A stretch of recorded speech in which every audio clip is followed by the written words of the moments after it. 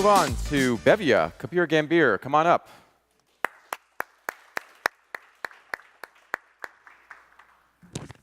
How are you? Great, thanks. Good to see you. Got your microphone, and you got your timer. Hi, my name is Kabir Gambir, and I'm the founder and CEO of Bevea. Globally, 1/3 of all harvested food never makes it from farm to fork. This is a tragedy, especially with coffee fruit that's discarded. It's a discarded resource and is a superfruit. The best way for consumers to embrace this amazing product is to put it into something they'll love. We've done just that with our superfruit tonics, made with coffee fruit, ginger, and botanicals. Our mission is to bring this upcycled and exceptional, functionally beneficial ingredient to the masses. And best of all, we have relationships with the best and foremost on-trend farmers in the world to make this happen.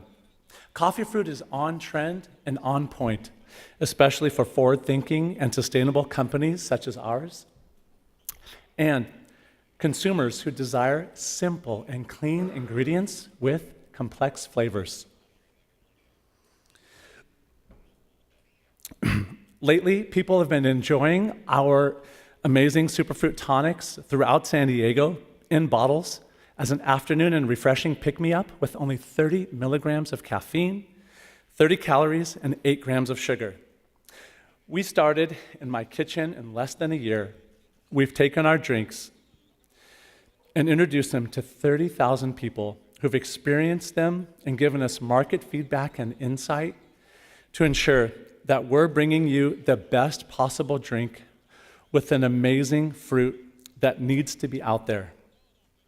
Thank you so much. Thank you.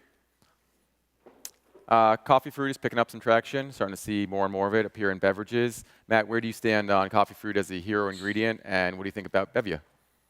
Yeah, so coffee fruit, you're right. So we're seeing a lot more that functional ingredient come through. I think the origin part of that's going to be important going forward because it is starting to get to be a busy space. So how do you tell about where it comes from?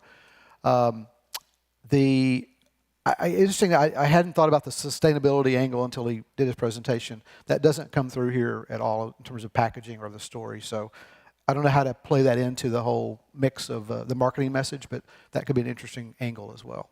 Yeah. Carol, what do you think about Bevea?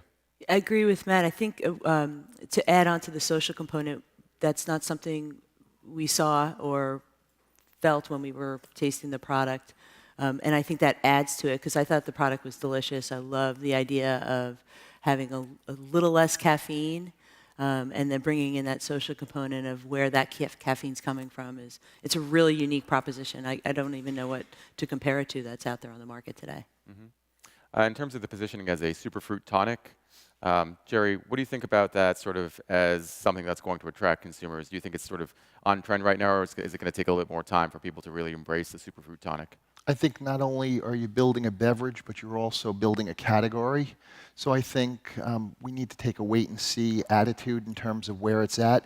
I think it tastes really good, but when we looked at the packaging, I felt it created confusion. The messaging points weren't coming out clearly.